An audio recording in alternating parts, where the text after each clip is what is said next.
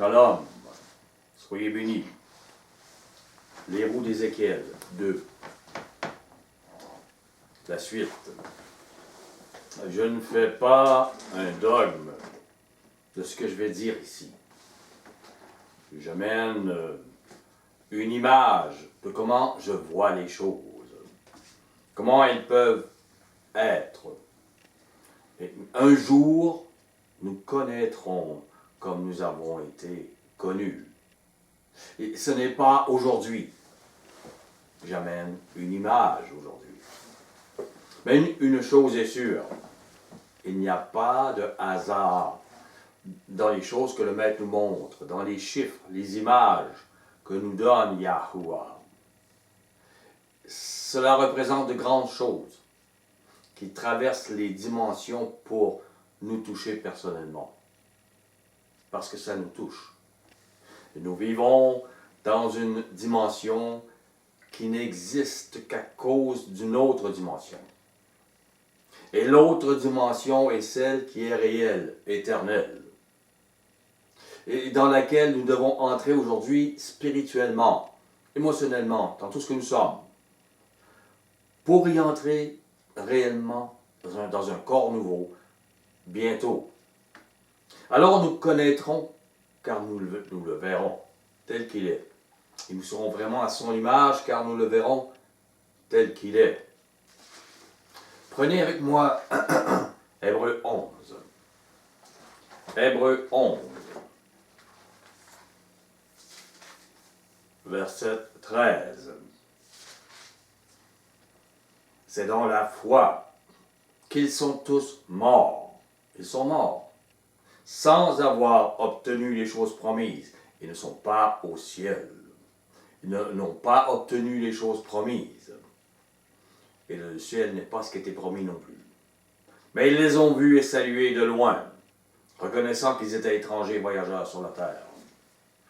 Au verset 39, tous ceux-là, à la foi desquels il a été rendu témoignage, n'ont pas obtenu ce qui leur était promis. Ils ne sont pas ressuscités. Ils ne sont pas en Israël et avec Mashiach. Yahuwah ayant en vue quelque chose de meilleur pour nous, afin qu'ils ne parvinssent pas sans nous à la perfection. Ce qui a été enseigné par Mashiach ne leur était pas enseigné. C'était encore meilleur que ce qui leur avait été enseigné. Nous devons tous être ressuscités ensemble dans ce jour de perfection. Une seule ressuscité parmi les fils d'Adam est Yahushua Mashiach. Prenez avec moi Apocalypse 21. Apocalypse 21, verset 10. Il me transporta en esprit sur une grande et haute montagne, et il me montra la ville sainte, Yerushalayim, Jérusalem, qui descendait du ciel d'auprès de Yahuwah, ayant la gloire de Yahuwah. Son éclat était semblable à celui d'une pierre très précieuse, d'une pierre de jaspe, transparente comme du cristal. Elle avait une grande et haute muraille. Elle avait 12 portes, et sur les portes 12 anges, et des noms écrits, ceux des 12 tribus des fils d'Israël. 12 portes, 12 anges. Au verset 9, puis un des 7 anges, qui tenait les 7 coupes remplies des 7 derniers fléaux, vint. Il m'adressa la parole en disant, viens, je te montrerai l'épouse, la femme de l'agneau. Nous venons de voir avec ces 12 portes, ces 12 anges, ces noms écrits, c'est comme la femme de l'agneau. La plénitude où nous serons. Une base de vie. Prenez avec moi Apocalypse 4.4. Donc la femme de l'agneau, le royaume de Yahuwah, instauré sur terre, par Mashiach. Il a comme base 12 anciens en l'occurrence sur terre. 12 apôtres ressuscités au retour de Mashiach. Apocalypse 4, 4. Autour du trône, je vis 24 trônes, et sur ces trônes 24 vieillards assis, revêtus de vêtements blancs et sur leur tête des couronnes d'or. Comme vous pouvez voir, je ne parle pas seulement des roues d'Ézéchiel, des cycles. Je parle aussi d'autres choses qui touchent.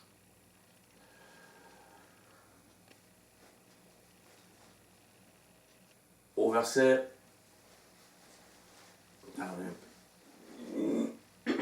Vous voyez, ici on voit 24 vieillards. C'est 2 fois 12, évidemment. On vient de voir une base de royaume, 12 portes. La femme de l'agneau. Ces 24 vieillards ne sont pas des fils d'Adam. Parce que je viens de vous dire, personne n'est ressuscité encore. Mais ils sont très certainement la base d'autres royaumes qui ne sont pas terrestres. Mais ils règnent quelque part. Ils ont des trônes et des couronnes d'or. Ils ont une robe blanche, ils sont purs, ils ont gagné une pureté. Sans doute selon l'ordre de Melchisédek. Comprenez, il y a des choses qui sont bien au-dessus de ce que l'être humain peut comprendre et voir. Au verset 6, Apocalypse 4, verset 6, il y a encore devant le trône comme une mer de verre, semblable à du cristal. Au milieu du trône et autour du trône, il y a 4 êtres vivants remplis d'yeux devant et derrière. Et 12 divisé par 4. 4 qui donnent la vie, donne 3. 4 pour 3 royaumes. 3 royaumes qui possèdent la lumière de la vie. Ce sont des cycles qu'a créé Yahuwah. Ceux qui ne vivent pas dans ces cycles vivent dans les ténèbres. Yahuwah travaille aussi par dixième. On le voit. 4 fois 10, 40 jours de jeûne pour Moïse, et 40 jours de jeûne pour Amashia, 40 ans dans le désert à cause de la faute. Devant le trône, on voit au verset 6, 4 êtres vivants remplis Dieu.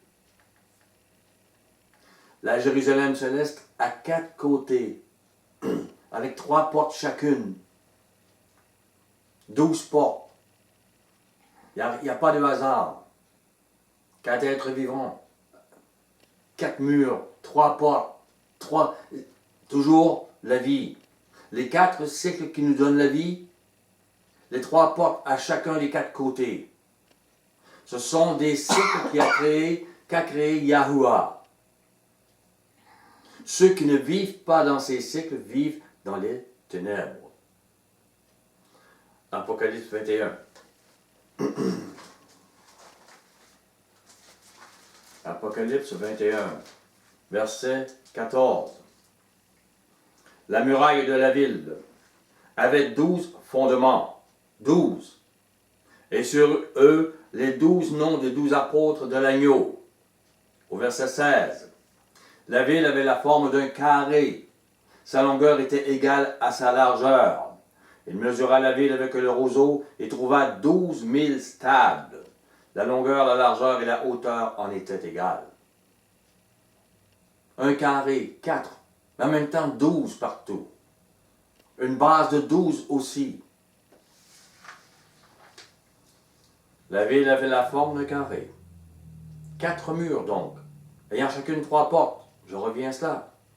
3 portes, symbole de royaume où l'on entre. Au verset 17, 21, 17, il mesura la muraille.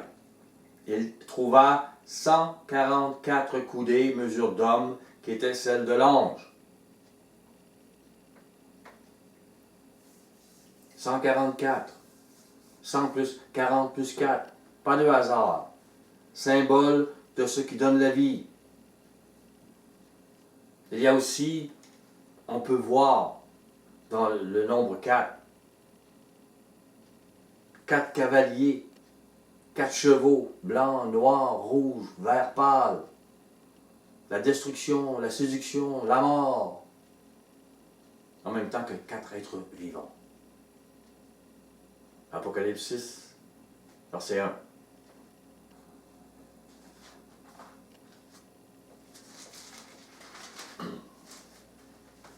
Je regardai quand l'agneau ouvrit un des 7 sceaux. Et j'entendis l'un des 4 êtres vivants, avec les êtres qui donnent la vie. Comprenez? Il y a des millions, peut-être des milliards d'anges autour du trône. Aucun n'est appelé un être vivant, et pourtant tous sont vivants. Il y a une raison, c'est que ces êtres-là donnent la vie. Mashiach leur permet de. Il y a des cycles qu'ils font, que les autres ne font pas. Ils ont un travail spécial. Ce sont des êtres qui donnent la vie. Pas seulement qu'on dit des êtres vivants, oui, mais les autres à côté sont vivants aussi. Les êtres qui donnent la vie, qui disaient comme une voix de tonnerre, viens. L'un des 4 êtres vivants qui nous montre ses cavaliers et ses chevaux, les chevaux de la mort. Les êtres vivants, ces cavaliers-là sont dans les cycles, sont dans les roues. Il y a un rapport avec les êtres qui donnent la vie aussi.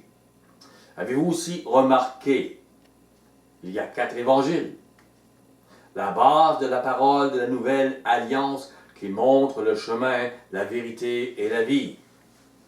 4 évangiles et 4 êtres qui donnent la vie. C'est plutôt, il n'y a pas d'hasard. Regarde, retournons à l'Apocalypse 21. Je vous amène des réflexions. Il y aurait beaucoup plus à dire, mais je parlerai toute la journée. La muraille, au verset 18. La muraille était construite en jaspe, et la ville était d'or pur, semblable à du verre pur. Les fondements de la muraille, de la ville, étaient ornés de pierres précieuses, de toute espèce. Et le premier fondement était de jaspe, le second de saphir, le troisième de chalcédoine, le quatrième d'émeraude, le cinquième de sardonyx, le sixième de sardoine, le septième de chrysolite, le huitième de béryl, le neuvième de topaze, le dixième de chrysophrase, le 11e d'hyacinthe et le 12e d'améthyste. Les pierres précieuses représentent très certainement des vertus. Le caractère de Yahuwah, sur lequel un royaume est basé. Sinon, elles n'auraient aucune valeur. Alors que leur valeur est au plus haut point. Au verset 21. Les 12 portes étaient 12 perles. Chaque porte était d'une seule perle. La place de la ville était d'or pur comme du verre transparent. Je ne vis point de temple dans la ville. Et le Maître Adonai Tout-Puissant est son temple, ainsi que l'agneau. La ville n'a besoin ni du soleil, ni de la lune pour l'éclairer, car la gloire de Yahuwah l'éclaire, et l'agneau est son flambeau. Les nations marcheront à sa lumière, et les rois de la terre y apporteront leur gloire. Ses portes ne se fermeront point le jour, car il n'y aura point de nuit. On y apportera la gloire et l'honneur des nations. Il n'entrera chez elle rien de souillé, ni personne qui se livre à l'abomination et au mensonge. Il n'entrera que ceux qui sont écrits dans le livre de vie de l'agneau. Il n'y aura rien du royaume des ténèbres. Il n'y aura que du 12 heures de jour et non 12 heures de nuit. La nuit sera remplacée par le jour. Genèse 1. Genèse 1. Nous toucherons les roues d'Ézéchiel. Et d'abord, j'apporte comme une base des choses qui viennent à mon cœur, à mon esprit, que je veux partager. Genèse 1, verset 2. La terre devint informe et vide. C'est le même verbe que pour la femme de Lot qui devint. Elle n'était pas de sel, elle devint de sel. Devint informe et vide. Il y avait des ténèbres à la surface de l'abîme, et l'esprit de Yahuwah se mouvait au-dessus des eaux. Cela est symbolique. Les ténèbres feront place à la lumière. Cela est symbolique. Lucifer avait reçu un royaume de lumière qu'il transforma en royaume de ténèbres. Son royaume devint Tohu Bohu, ténèbres. Vous devez comprendre, c'est une dualité. C'est la même chose. Au verset 3, Yahuwah dit que la lumière soit, et la lumière fut. Yahuwah vit que la lumière était bonne, et Yahuwah sépara la lumière d'avec les ténèbres. Yahuwah appela la lumière jour, il appela les ténèbres nuit. Il y eut ainsi un soir, il y eut un matin. Ce fut le premier jour. Oui, la restauration est bonne. Les ténèbres ne peuvent se cacher face à la lumière.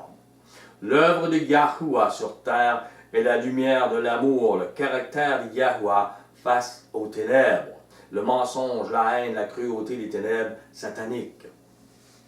Elles sont découvertes à cause de l'œuvre de l'amour, la lumière. Prenez avec moi votre Hébreu, retournons dans l'Hébreu.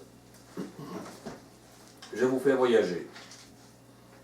Nous commençons.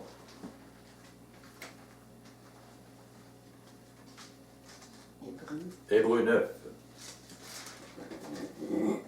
verset 11.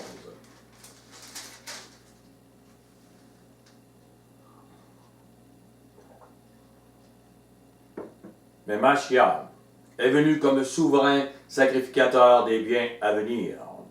Il a traversé le tabernacle plus grand et plus parfait, qui n'est pas construit de main d'homme, c'est-à-dire qui n'est pas de cette création. Et rappelez-vous de cela parce que à la fin nous en reparlerons encore. Il a traversé ce tabernacle. Les 24 vieillards, leur trône, leur couronne, leur règne, leur tabernacle ne sont pas de cette création.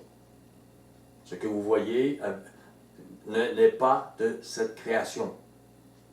Au verset 23, il était donc nécessaire, puisque les images des choses qui sont dans les cieux devaient être purifiées de cette manière, que les choses célestes elles-mêmes le fussent par des sacrifices plus excellents que ceux-là, plus excellents que les sacrifices d'animaux. C'est un sacrifice selon l'ordre de Melchisédek, celui de Yahushua Mashiach, qu'elle est purifiée et sur la terre et ce qui avait été mis impur dans les cieux. Les choses, sans doute, les royaumes qui ont eu affaire avec Lucifer, et le tiers du royaume des anges qui était sous la gouverne de Lucifer, donc, des royaumes qui ont eu affaire avec la souillure, les démons, le tiers des royaumes des ténèbres, souillés dans les cieux. Comprenez? Aussi, voyez la réaction des 24 rois dans les cieux face à l'agneau qui purifie. Regardez dans Apocalypse 5, au verset 8. Quand il eut pris le livre, les 4 êtres qui donnaient la vie, et les 24 vieillards, se prosternèrent devant l'agneau, tenant chacun une harpe et des coupes d'or, remplies de parfums, qui sont les prières des saints. Et remarquez, à Golgotha, il y a 3 croix, symbole de 3 royaumes. Et la croix de Mashiach est celle qui purifie. Voilà pourquoi ceux qui ont besoin d'être purifiés s'agenouillent devant le Maître qui a fait cette purification. Jean 11.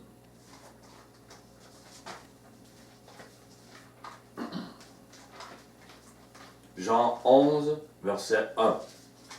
Il y avait un homme malade, Lazare, de Béthanie, village de Marie et de Marthe, sa sœur. Au verset 6. Lors donc qu'il apprit que Lazare était malade, il se précipita pour le guérir. Non. Il resta 2 jours encore dans le lieu où il était. Les jours étaient comptés. Cela faisait 2 jours et il resterait encore 2 jours. Il dit ensuite aux disciples, « Retournons en Judée. » Les disciples lui dirent, « Rabbi, les Juifs tout récemment cherchaient à te lapider. Et tu retournes en Judée? » Yahushua répondit, « N'y a-t-il pas 12 heures au jour?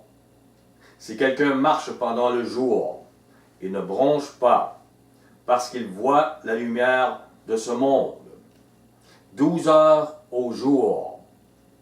N'y a-t-il pas 12 rois pour un royaume de lumière? Soyez des hommes dans la foi, des femmes dans la foi. Portez la lumière du jour. » Au verset 10, « Mais si quelqu'un marche pendant la nuit, il bronche, parce que la lumière n'est pas en lui. Si vous marchez dans les royaumes des ténèbres, vous bronchez. » C'est un autre 12 heures, mais pour les ténèbres. Ces ténèbres seront enlevées, purifiées sur terre et dans les cieux. Apocalypse 12.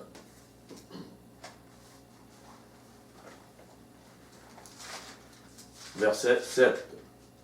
Il y eut guerre dans le ciel.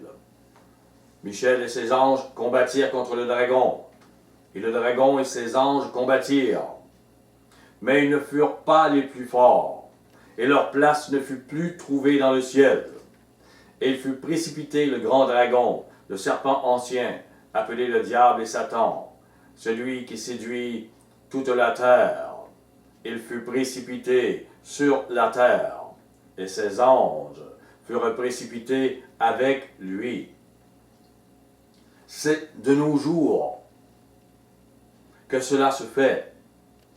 Les cieux sont purifiés à cause de l'œuvre d'amour, de lumière qu'a porté Mashiach et qui justifie cette action. Aucun ange pur ou impur ne pourra dire qu'il n'y a pas eu justification. Et les raisons sont solides et véritables. Elles sont prouvées sur terre. Prouvées par l'œuvre de Mashiach qui a porté l'amour de Yahuwah pour nous. 11, 39, Jean 11.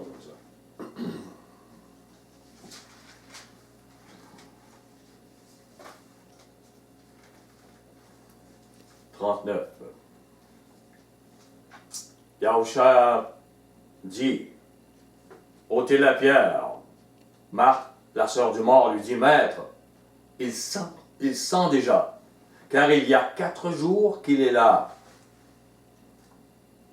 Après 4 jours, Lazare est ressuscité. Mashiach a attendu le 4e jour. Il savait parfaitement, il a attendu le temps. Apocalypse 4. Verset 1.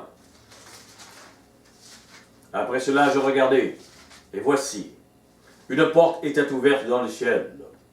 Et la première voix que j'avais entendue, comme le son d'une trompette, et qui me parlait, dit, monte ici. Je te ferai voir ce qui doit arriver dans la suite. Aussitôt je fus ravi en esprit. Et voici, il y avait un trône dans le ciel.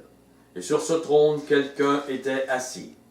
Celui qui était assis avait l'aspect d'une pierre de jaspe et de sardoine. Et le trône était environné d'un arc-en-ciel semblable à de l'émeraude. Autour du trône, je vis 24 trônes.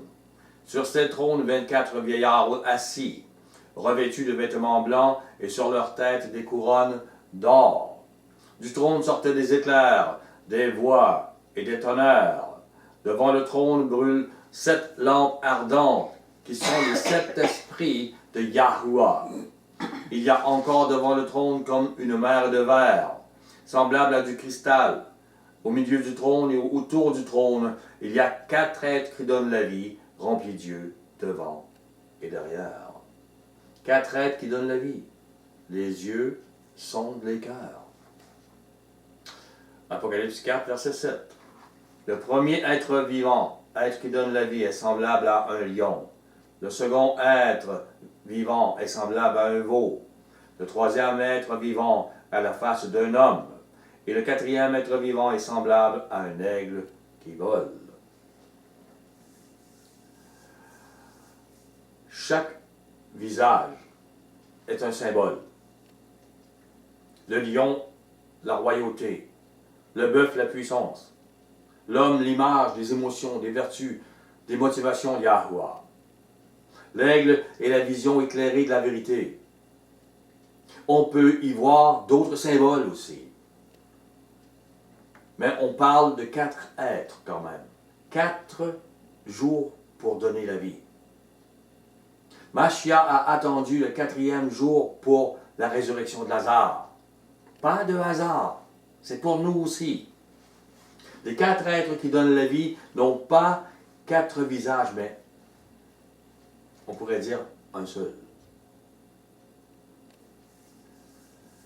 Ésaïe 6, versets 2 et 3. C'est plutôt spécial, parce que je séparerais ça en 2. Les chérubins donnent la vie. Ces 4 êtres-là. Et c'est comme si les chérubins donnent la vie que l'on voit, les corps qui sont là. Mais que ces séraphins donneraient plutôt l'esprit. Mais ce n'est qu'une image, qu'une idée. Voyons Ésaïe 6.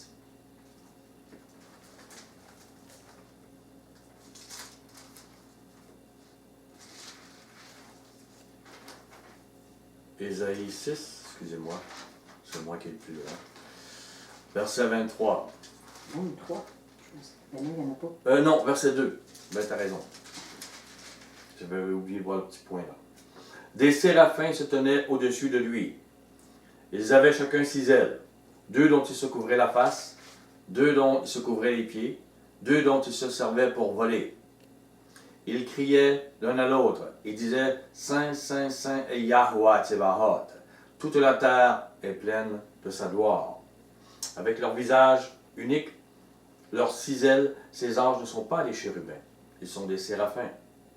Ils ont un travail, un rapport direct avec la terre, pour que la terre soit pleine de la gloire de Yahweh. Et ils en sont remplis de joie et d'esprit. C'est une joie, une extase que le Maître donne à ses anges. Pensez pas qu'ils ne sont pas heureux de ça. Retournons dans Ézéchiel. Ézéchiel 1, verset 5. Au centre, encore, apparaissaient 4 animaux. Remarquez comment il voit cela comme... Il ne peut pas dire c'est des humains. Il ne peut pas dire ça n'est pas. Mais il dit, bon, ce sont des animaux parce que ce n'est pas vraiment des hommes. 4 animaux dont l'aspect avait une ressemblance humaine. Chacun d'eux avec 4 faces. Et chacun d'eux avec 4 ailes. Ce sont des chérubins. 4 faces. Au verset 7. Leurs pieds étaient droits, et la plante de leurs pieds était comme celle du pied d'un veau, le bœuf. Ils étincelaient comme celui de la reine poli. Vous savez, des fois on voit l'image du diable avec des pieds de bœuf. Oui, c'est un chérubin. Les chérubins sont ainsi. Il est déchu, mais même ceux qui ne sont pas déchus ont ça aussi. Les pieds du veau, du bœuf, démontrent que le visage dominant du chérubin, c'est le bœuf. Le chapitre 10 le révèle. Et c'est pourquoi, quand on voit les symboles de Lucifer, le chérubin, on voit le bœuf avant sa chute et le dragon après sa révolte. On retrouve le bœuf et le dragon sur les murs à l'entrée du temple d'Ishtar à Babylone. Ils sont là tous les deux. Les grands prêtres sataniques le savaient. Ça leur a été révélé. Au verset 8, Ézéchiel. Il y avait des mains d'hommes sous les ailes à leurs 4 côtés. Et tous les 4 avaient leurs faces et leurs ailes. Leurs ailes étaient jointes l'une à l'autre. Ils ne se tournaient point en marchant, mais chacun marchait droit devant soi. Quant à la figure de leur face, ils avaient tous une face d'homme. tous quatre une face de lion à droite, tous quatre une face de bœuf à gauche, et tous quatre une face d'aigle. Leurs faces et leurs ailes étaient séparées par le haut. Deux de leurs ailes étaient jointes l'un à l'autre, et deux couvraient leur corps. Chacun marchait droit devant soi. Ils allaient où l'esprit les poussait à aller. Ils ne se tournaient pas durant leur marche. Et remarquez, ils n'ont pas besoin de se tourner. Ils ont quatre faces et ils voient chaque côté. C'est comme les ophanimes, c'est-à-dire les roues, les cycles.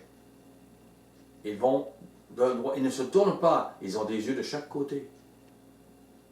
Ils sont symboliques, ils représentent le maître, qui voit de tous côtés, il n'a pas besoin de se tourner pour être surpris, dire, ah, qu'est-ce qui s'est passé là, qu'est-ce qui s'est passé ici? Non, il voit.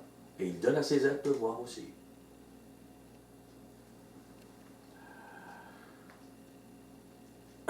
Yahuwah conduit les chérubins par son esprit. C'est lui qui guide l'œuvre que ses puissants anges réalisent. Au verset 13, l'aspect de ces animaux ressemblait à des charbons de feu ardents. Il était vraiment, c'est une puissance, l'être humain ne peut pas imaginer ce qui est dans l'autre dimension. C'était comme l'aspect des flambeaux, et ce feu circulait entre les animaux. Ils jetaient une lumière éclatante, et ils en sortaient des éclairs. Des charbons de feu ardents. Le feu brûle toutes les scories pour qu'il ne reste que l'or pur. Si vous approchez d'eux, ça va brûler. Les chérubins sont au service de Yahuwah et travaillent dans son œuvre magnifique. Le feu circulait entre les animaux, nous démontre la relation entre les chérubins. Un rapport direct et rapide, comme dans votre cerveau. Vous faites une action, une autre action, c'est plein d'interactions dans votre cerveau. Ça agit. Exode 3.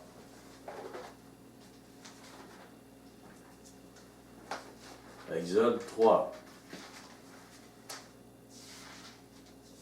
Verset 2. L'ange de Yahuwah lui apparut dans une flamme de feu au milieu d'un buisson. Et Moïse regarda, et voici le buisson était tout en feu, et le buisson ne se consommait pas. Pourquoi? Parce que ce feu était d'une autre dimension. Il n'y a pas besoin du buisson pour être un feu. Lévitique 9. Lévitique 9, verset 23.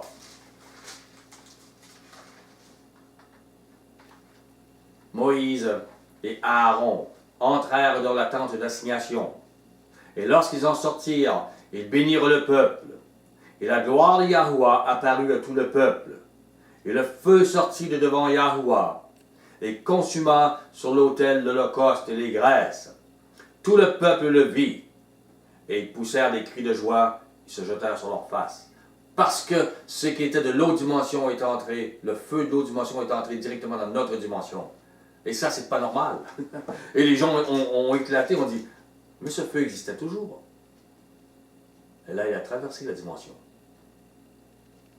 Voilà ce qui est assez surprenant. Les choses véritables se réalisent dans une ou dans des dimensions que l'homme ne voit pas. Ce feu est sorti d'une autre dimension. Lévitique 10, versets 1 et 2. Qu'est-ce qui se passe dans notre dimension? Qu'est-ce qui se passe avec les hommes? Qu'est-ce qui se passe avec les fils d'Aaron, Nadab et Abihu? Il y a de l'orgueil. Ils ont vu le peuple crier de joie. Vous imaginez, c'est des millions de personnes. Ils sont par terre, et Nadab et Abihu disent, « Waouh, nous sommes les sacrificateurs, c'est à nous à mettre le feu, nous serons les super vedettes, les super héros. » Et ils oublient de faire ce que le maître les avait commandé. Tu ne touches à rien avant d'avoir été au sacrifice, avant d'avoir lavé tes mains dans la cuve d'airain. Tu ne touches à rien pour avoir le véritable feu de l'autre dimension. Alors les fils d'Aaron, Nadab et Abihu, prirent chacun un brasier. Et là, ça presse, on est vedette. Ils mirent du feu, posèrent le parfum dessus, et l'apportèrent devant Yahuwah du feu étranger, ce qui ne leur avait point été ordonné. Comme si c'était le feu de notre dimension qui est impure, qui pouvait être ainsi glorifié Yahuwah. Ils prirent du feu de notre dimension. Et des millions de personnes étaient en extase devant l'action du feu de Yahuwah. Et Nadab et Abihu ont voulu certainement avoir retiré une gloire de cela. Mais vous voyez l'importance d'être sanctifié selon ce que le Maître nous dit, nous parle de cette sanctification. Pour nous aujourd'hui, comme pour eux dans le temps. Nous, c'est différent. Mais c'est lui qu'on doit écouter. Si on s'approche de Yahuwah, on doit être selon sa sanctification. Selon l'alliance de Mashiach pour nous maintenant. Cette alliance qui triomphe du jugement qui est contre nous. Si on reçoit son onction, l'importance du feu sacré. Ce n'est pas que Nadab et Abihu n'avaient pas été appelés. Ce n'est pas qu'ils n'avaient pas reçu une onction. C'est qu'ils n'ont pas fait les choses comme ils devaient être faites. Vous pouvez avoir une onction, il peut vous avoir parlé, il peut vous donner des songes, Et si vous faites avec ce monde au lieu de faire selon la dimension réelle, la véritable sanctification, c'est dangereux pour vous. Comme pour Ananias et Saphira qui sont morts à l'instant. Voilà la dimension, les deux dimensions. L'importance du feu sacré. On ne doit pas mélanger ce qui est biblique, la parole de Yahuwah, en l'occurrence pour nous, le don de la Bessora, le message du Mashiach, cette parole qui triomphe du jugement, on ne doit pas mélanger donc avec d'autres paroles qui transforment ce que sont les cycles pour notre salut, qui prennent la gloire des hommes et se font des religions chrétiennes, des religions messianiques, des religions d'autres qui n'ont pas le feu sacré, ce feu d'amour. On doit croire les paroles de Mashiach, sa nouvelle alliance. Il y va de notre vie. On doit entrer dans le cycle de l'amour, l'arbre de vie. On doit être circoncis de cœur. Nombre 31. Nombre 31, verset 22.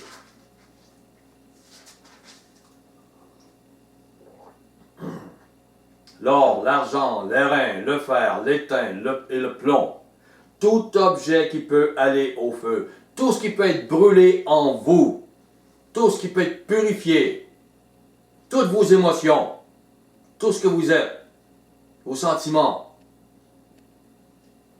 vous le passerez par le feu pour le rendre pur. Mais c'est par l'eau de purification que sera purifié tout ce qui ne peut aller au feu. Vous le ferez passer dans l'eau. Vous laverez vos vêtements le 7e jour, et vous serez purs. Ensuite, vous pourrez entrer dans le camp.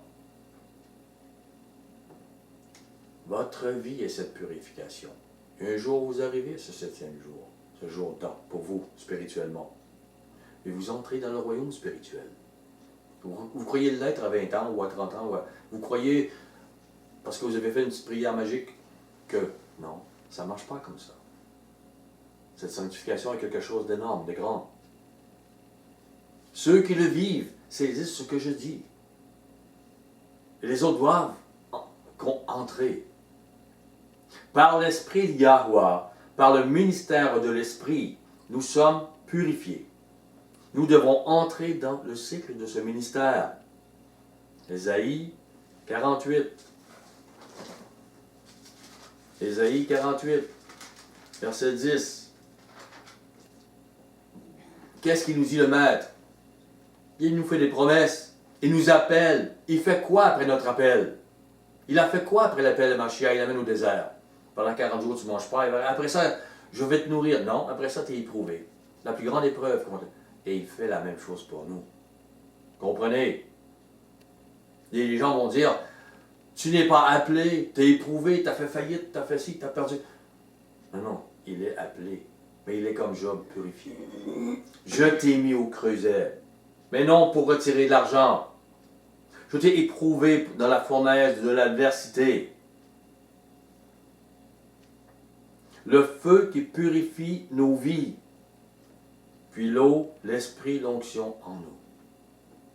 C'est la façon dont il agit. Vous entrez par la porte, et le feu, l'autel, puis l'esprit. Galates, non, excusez-moi, 2 Corinthiens 3. C'est tellement clair. Paul a tellement compris les choses, et il les a tellement amenées d'une façon... L'ennemi a voilé toutes ces choses, mais elles sont là, vivantes et vraies. Il nous a rendus capables de... Verset 6. 6. Pour moi, c'était évident, là, mais... Je taquine mon épouse.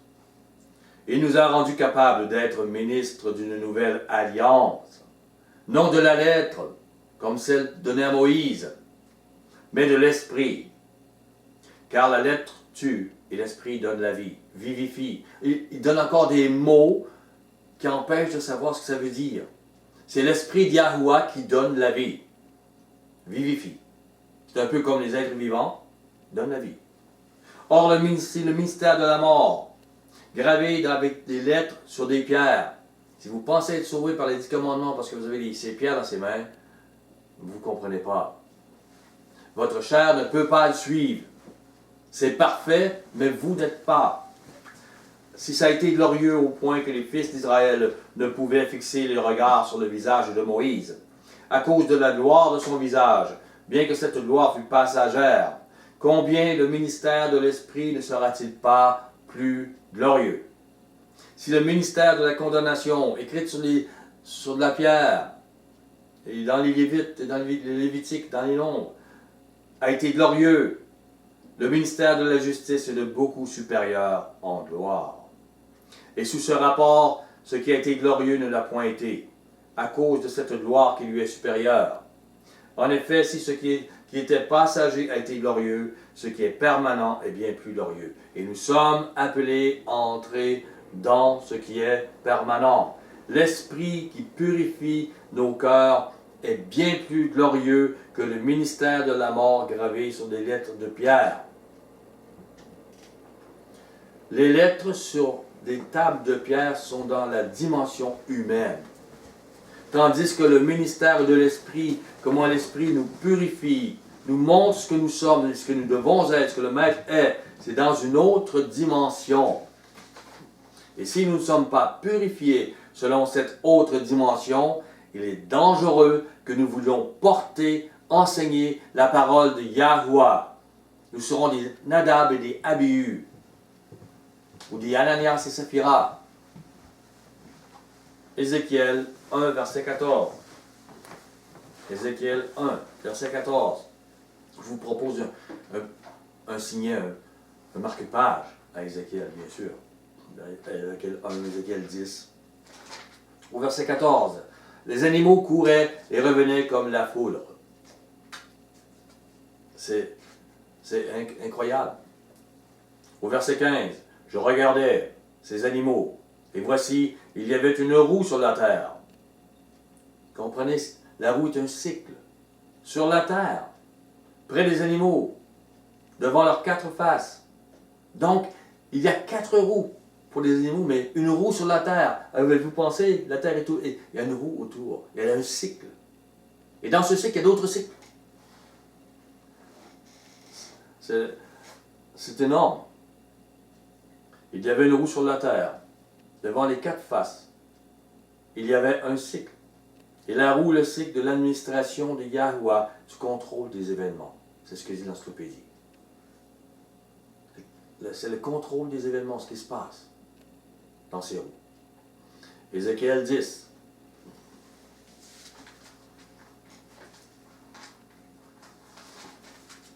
Je vais trop loin. Ézéchiel 10, verset 1. Je regardai, et voici, sur le ciel qui était au-dessus de la tête des chérubins, il y avait comme une pierre de saphir. On voyait au-dessus d'eux quelque chose de semblable à une forme de trône. Je veux que vous vous rappelez ces choses. Les chérubins sont là. Au-dessus de leur tête, il y a comme une pierre de saphir, comme un trône. Au verset 2, Yahweh dit à l'homme vêtu de lin, va entre les roues sous les chérubins, remplis tes mains de charbon ardent, que tu prendras entre les chérubins et répands-les sur la ville. Il y a là devant mes yeux. Il y a un cycle et des choses qui vont changer. Ça tombe de cette dimension à notre dimension. Dans les événements sur terre, il y a le feu sacré. Jérusalem devait être pure, mais à cause de sa rébellion, elle ne goûte pas à la purification de l'eau de l'esprit, mais bien au feu qui brûla Nadab et Abihu. Et c'est sans doute ce qui va encore les toucher aujourd'hui. Ézéchiel 9, verset 1.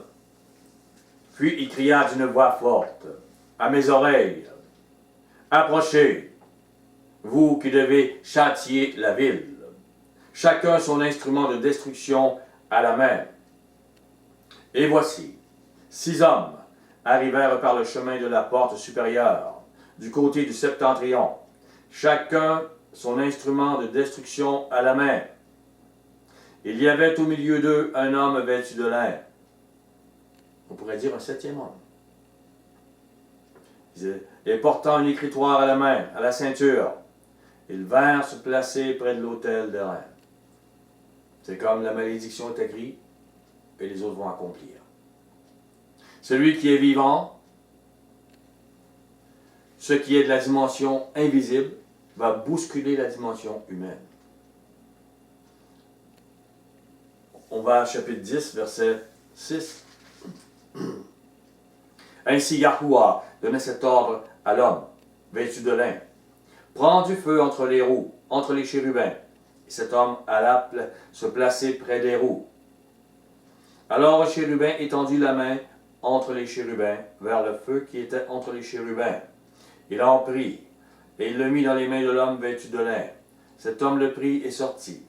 On voyait aux chérubins une forme de main d'homme sous leurs ailes. Je regardai et voici, il y avait 4 roues près des chérubins, 4 cycles, une roue près de chaque chérubin. Et ces roues avaient l'aspect d'une pierre de chrysolite. À leur aspect, toutes les 4 avaient la même forme. Chaque roue paraissait être au milieu d'une autre roue. C'est spécial. On peut voir une roue, un cycle, une autre roue, c'est comme ça, mais on pourrait voir aussi un cycle et un autre cycle à l'intérieur de ce cycle-là. Ce n'est pas vraiment précisé. Les gens vont le prendre d'une façon ou d'une autre. Ça n'a pas vraiment d'importance. Il faut comprendre à quoi servent ces choses. 4 roues, près des 4 chérubins. Ce sont des cycles, comme je disais. L'encyclopédie pour roue va dire symbole d'administration providentielle et du contrôle des événements terrestres, comme je disais. C'est l'encyclopédie qui dit ça. C'est l'administration de Yahweh sur cette terre, les événements qui arrivent. Elles ont rapport avec ces roues, ces cycles. Ézéchiel 10, verset 19. Les chérubins déployèrent leurs ailes. Ils s'élevèrent de la terre sous mes yeux quand ils partirent, accompagnés des roues. Ils s'arrêtèrent à l'entrée de la porte de la maison de Yahweh vers l'Orient. Et la gloire de l'Élohim d'Israël était sur eux, en haut. C'étaient les animaux que j'avais vus sous l'Élohim d'Israël, près du fleuve de Kébar. Et je reconnus que c'était des chérubins. Ézéchiel 1, verset 16. Ézéchiel 1, verset 16. À leur aspect, à leur structure, ces roues semblaient être en chrysolite, et toutes les 4 avaient la même forme. Leur aspect et leur structure étaient tels que chaque roue paraissait être au milieu d'une autre roue. Les événements humains se déroulent au travers d'autres événements. Au verset 5, Genèse 1, verset 5. C'est un peu loin.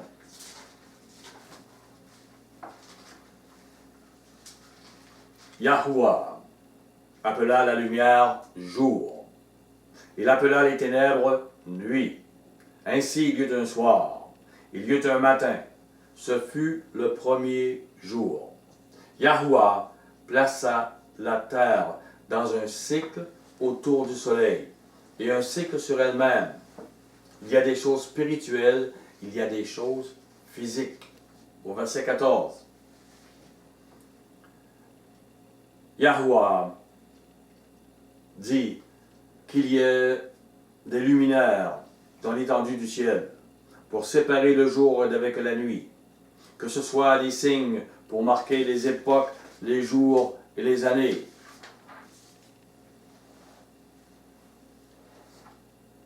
Les événements humains se déroulent dans le cycle des luminaires dans le ciel.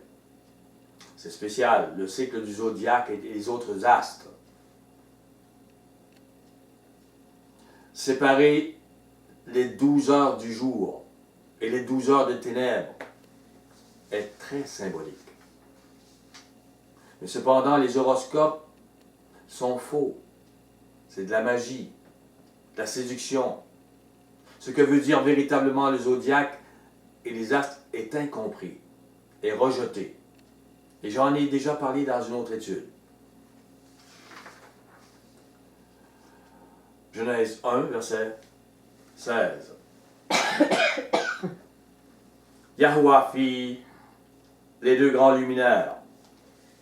Le plus grand luminaire pour présider le jour. Et j'ai marqué ici avait fait. Parce qu'il a placé ces luminaires. Ils étaient là. Pour présider le jour. Et le plus petit luminaire pour présider la nuit. Il fit aussi les étoiles. Il les a placées. Yahuwah les plaça dans l'étendue du ciel pour éclairer la terre, pour présider le jour au jour et à la nuit, et pour séparer la lumière d'avec les ténèbres. Yahuwah vit que cela était bon. Ainsi, après avoir séparé le jour, les ténèbres, le soir, placé toutes ces choses, toute cette lumière, toute cette histoire aussi dans les cieux qui allait même marquer le plan de Yahweh qui sont écrits dans ses fêtes et qui sont écrits dans les cieux aussi. Après cela, il a vu que c'était bon, qu'il dit. Ainsi, il y eut un soir et il y eut un matin. Ce fut quoi? Le 4e jour. En 4 jours, le Maître a restauré, placé les choses, compté l'histoire humaine dans les cieux. Et après, il a créé les animaux et les êtres humains. Après, il a réveillé Lazare. 4 jours. Ézéchiel 1. Verset 17. En cheminant, elles allaient de leurs 4 côtés. Elles ne se tournaient pas dans leur marche, comme je vous le disais. Elles avaient une circonférence et une hauteur effrayantes. Et à leur circonférence, les 4 roues étaient remplies d'yeux tout autour. Pas besoin de se tourner, elles voient tout autour. Dans les cycles de cet esprit, les yeux de Yahuwah voient et sont tout. 7 jours de création, 7 jours de la semaine. Cet esprit. Au verset 19. Quand les animaux marchaient, les chérubins, n'est-ce pas? Les roues cheminaient à côté d'eux. Et quand les animaux s'élevaient de terre, les roues s'élevaient aussi. Ils allaient où l'esprit les poussait à aller. Et les roues s'élevaient avec eux. Car l'esprit des animaux était dans les roues. Comprenez-vous comment les chérubins sont remplis de l'esprit de Yahuwah? Et comment ils sont impliqués dans les cycles établis par Yahuwah? C'est Yahuwah lui-même qui le révèle. L'esprit de Yahuwah donne aux animaux qui étaient aussi dans les cycles, dans les roues. C'est la volonté qu'accomplissent les chérubins et les roues. Voyez cela comme un ordinateur et une imprimante. Aujourd'hui, les imprimantes n'ont même pas de fil, c'est bien comprendre. Ils le font par les ondes. Je parle à mon ordinateur. Je lui donne des ordres. Je lui donne des choses. Il peut avoir des pages, des images, des choses de toutes les couleurs. Et je donne l'ordre à mon ordinateur de faire telle chose. Il le fait et je lui donne l'ordre d'imprimer. Il y a des ondes, il n'y a même pas de fil. Et l'ordinateur, ce qu'il a reçu, le donne directement aux roues, au cycle. Et l'imprimante va écrire ce qui est dans la tête de l'ordinateur, elle va accomplir. Comprenez? L'esprit des chérubins est dans les roues. Quand les roues vont bouger, quand ces chérubins bougent. Alors il y a des gens qui vont dire aussi, parce que ces roues-là, on les appelle Ophim ou Ophanim. Ophim pour une roue, Ophanim pour plusieurs roues. Ils se disent, ben, ce sont des anges. Mais ça ne veut pas dire. L'esprit, véritablement, c'est comme si c'était un bras, mais plus loin. Et si je me trompe, et si ce sont des anges, c'est tout. Mais il n'y a pas en eux, on peut voir de paroles ou de bras. Bon, continuons de toute façon. De toute façon. Au verset 21. Donc,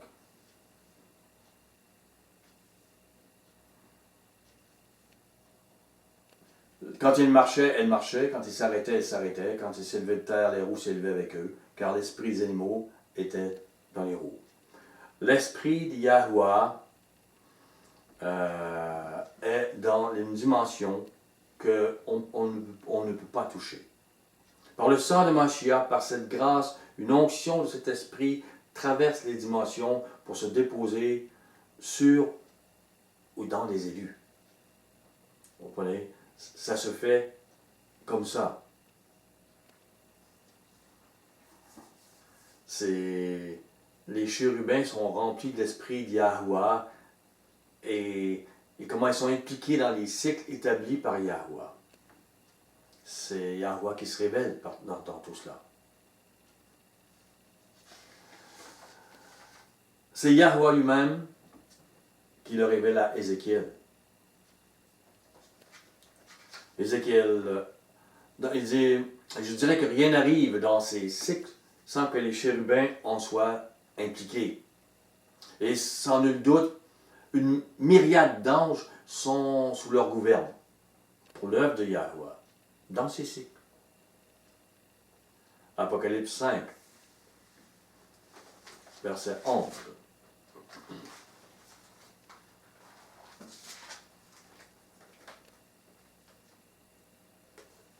Je regardai, et j'entendis la voix de beaucoup d'anges autour du trône, et les 4 êtres qui donnent la vie et des vieillards. Et leur nombre était des myriades et des myriades et des milliers et des milliers. On ne dit pas que ce sont des êtres vivants. Non, mais ils sont vivants quand même, ils sont là, ils ne donnent pas la vie. Daniel 7. Verset 9. Tout de suite après Ézéchiel. Daniel.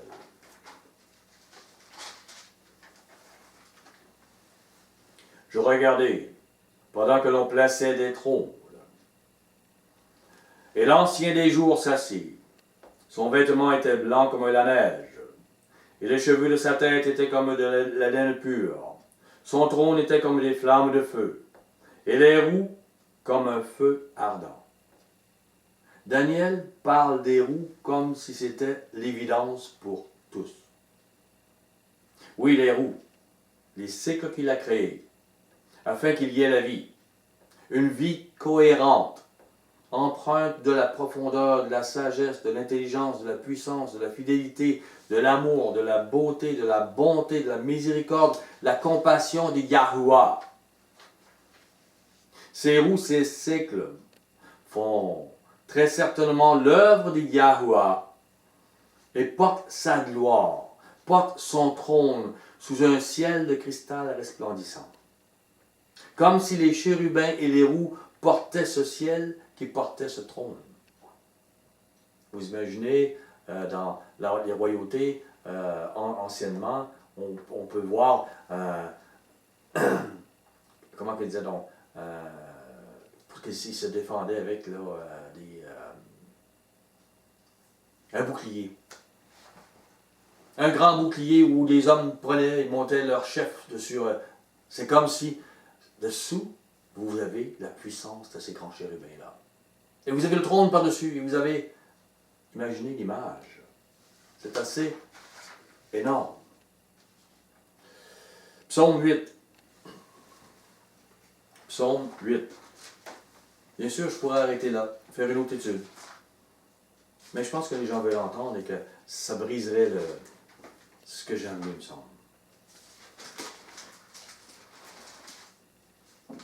Je veux dire tellement que l'image devienne réelle pour vous. Et là, pourquoi il a instauré le tabernacle sur cette terre? Comment on peut le voir? Psaume 8, verset 4. Quand je contemple les cieux, ouvrage de tes mains, la lune et les étoiles que tu as créées, qu'est-ce que l'homme pour que tu te souviennes de lui? Et le Fils de l'homme pour que tu prennes garde à lui. Qui sommes-nous pour que tu te soucies ainsi de nous et que tu as instauré toutes ces choses afin que nous arrivions dans ta dimension, dans ce que tu es éternel? Retournons dans Daniel. Daniel 7, verset 10. Un fleuve de feu coulait et sortait devant lui. 1000 milliers le servaient. 10 000 millions se tenaient en sa présence. Les juges s'assirent et les livres furent ouverts. Ces juges sont au-dessus de tous ces 1000 milliers, tous ces 1000 millions. Il y a un gouvernement dans les cieux. Des juges qui jugent selon les livres et les lois de Yahweh, selon les alliances qu'il a données. L'ancienne alliance, les gens sont jugés selon la foi qu'ils ont eue dans cette alliance. La nouvelle alliance que nous avons aujourd'hui, les gens sont jugés selon la foi qu'ils ont dans les paroles de Mashiach. Comprenez? Yahweh délègue à ses juges pour faire régner sa justice. Au verset 11. Je regardais, alors, à cause des paroles arrogantes que prononçait la corne, et tandis que je regardais, l'animal fut tué, et son corps fut anéanti, livré au feu, pour être brûlé. Et nous voyons ce qui est entre autres dans les cycles, les juges, ces hauts dignitaires dans le gouvernement d'Yah, et ce qui se fait sur la terre, ce qu'ils ont jugé. Au verset 13. Je regardais pendant mes visions nocturnes, et voici, sur les nuées des cieux, arriva quelqu'un de semblable à un fils de l'homme. Il s'avança vers l'ancien des jours, et on le fit approcher de lui. C'est Yahushua Mashiach qui s'approche de son Père. On lui donna la domination, la gloire et le règne, et tous les peuples et les nations et tous les hommes de toute langue le servirent. Sa domination est une domination éternelle, qui ne passera point, et son règne ne sera jamais détruit. C'est Yahushua Mashiach. On lui a donné de dominer ces cycles que Yahweh Tsevaot a créés. Et le monde dans lequel nous vivons. Retournons dans Ézéchiel 1, verset 22. Au-dessus des têtes des animaux, il y avait comme un ciel de cristal, comme je vous disais, resplendissant, qui s'étendait sur leurs têtes dans le haut.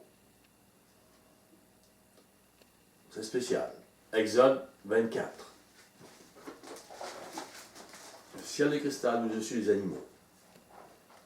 Exode 24.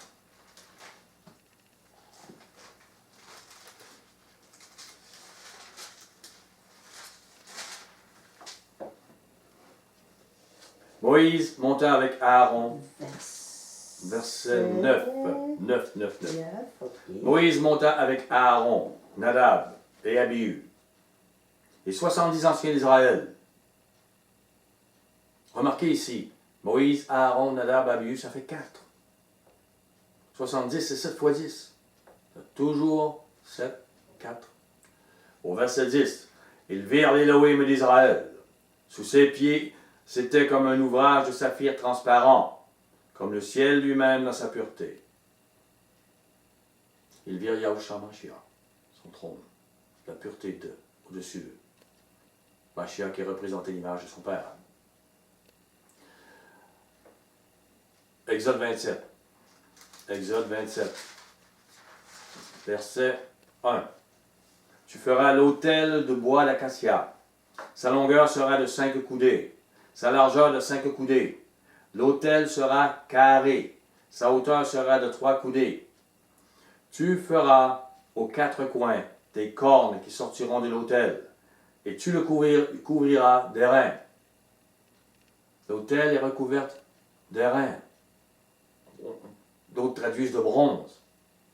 L'airain est sur l'autel saint dans les cieux, de bronze.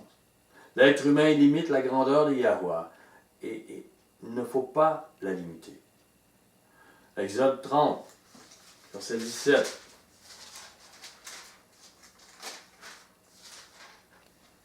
Yahweh parla à Moïse et dit, tu feras une cuve d'airain avec sa base d'airain pour les ablutions. Tu la placeras entre la tente d'assignation et l'autel. Tu y mettras de l'eau. Vous avez ici une cuve d'airain de bronze placée entre la tente d'assignation. C'est le temple physique sur terre qu'on voit. Le temple qui aujourd'hui est le corps de Yahushua Mashiach, ses élus, ses disciples, que l'on retrouve dans 2 Corinthiens 6, verset 16. Nous sommes le temple. Entre la tente d'assignation et là où Moïse se retirait, là où les élus se retirent pour vivre avec l'esprit de Yahweh et l'autel. L'eau, l'esprit de Yahweh qui est versé dans cette cuve d'airain pour nous. Elle est entre l'autel dans les cieux et nous. Jean 7.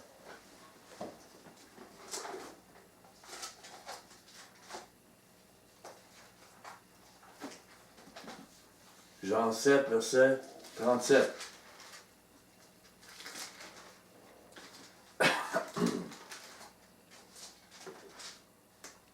Le dernier jour, le grand jour de la fête, Yahushua se tenant debout s'écria, si quelqu'un a soif, qu'il vienne à moi et qu'il boive. Celui qui croit en moi, des fleuves d'eau vive couleront de son sein, comme dit l'Écriture. Il dit cela de l'Esprit que devaient recevoir ceux qui croiraient en lui, car l'Esprit n'était pas encore, comprenez, le sacrifice n'avait pas été fait encore, parce que Yahushua n'avait pas encore été glorifié. C'est important, Mashiach a gagné l'Esprit qui nous amène à la sanctification. Cet esprit dans cette cuve. Cette cuve est cette eau dans laquelle les sacrificateurs devaient se laver pour ne pas mourir. Exode 30, verset 19. Avec laquelle Aaron et ses fils se laveront les mains et les pieds. Lorsqu'ils entreront dans la tente d'assignation, ils se laveront avec cette eau, afin qu'ils ne meurent point. Et aussi lorsqu'ils s'approcheront de l'autel, pour faire le service et pour offrir les sacrifices à Yahweh, afin qu'ils ne meurent point. Regardez avec moi dans Romains 8. Qu'est-ce que Paul a écrit? Romains 8, verset 13.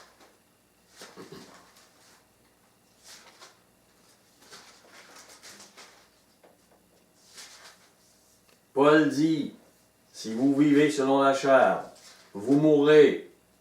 Mais si par l'esprit vous faites mourir les actions du corps, vous vivrez. Si vous êtes dans cette eau, ce Saint-Esprit, cet esprit qu'il a gagné pour vous, vous vivrez. Votre cœur sera lavé. Car tous ceux qui sont conduits par l'esprit de Yahweh sont fils de Yahuwah. L'Esprit doit laver votre cœur. Il doit vous conduire. Un roi.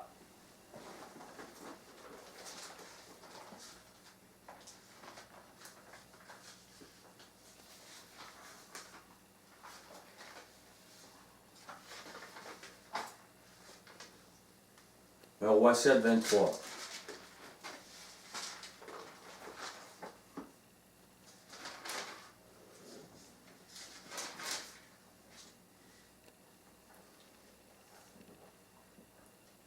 Il fit la mer de fonte. Elle avait 10 coudées d'un bord à l'autre, une forme entièrement ronde, 5 coudées de hauteur, une circonférence que mesurait un cordon de 30 coudées. Sa forme était entièrement ronde. C'était une roue, c'était un cycle. Au verset 25. Elle était posée sur 12 bœufs, dont 3 tournés vers le nord, 3 tournés vers l'occident, 3 tournés vers le midi, 3 tournés vers l'orient. La mer était sur eux, et toute la partie postérieure de leur corps était dedans. Dedans. 12 c'est de ces bœufs, de ces chérubins. 12 est la base d'un royaume. Et le visage du chérubin est le bœuf. Ils ont envoyé 12 autour de cette mer ronde. Même si elle est ronde, 3 de chaque côté. L'Orient, l'Occident. Yahuwah a révélé des choses à l'homme.